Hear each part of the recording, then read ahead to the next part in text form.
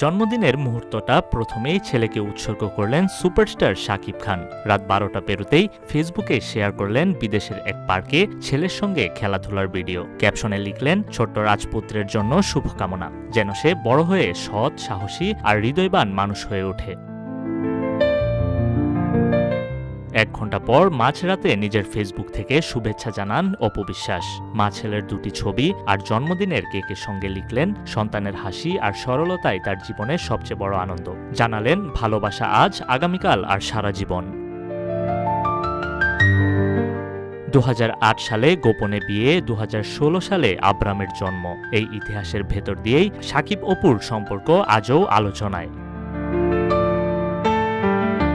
অতীতের তিক্ততা পেরিয়েও সন্তানের জন্মদিনে 2 তারকার এই আলাদা শুভেচ্ছা প্রমাণ করে, ব্যক্তিগত সম্পর্ক যেমনই হোক, সন্তানের প্রতি ভালোবাসার বন্ধনটাই শেষ পর্যন্ত সবচেয়ে শক্তিশালী। নিউজ ডেস্ক, রূপালী বাংলাদেশ।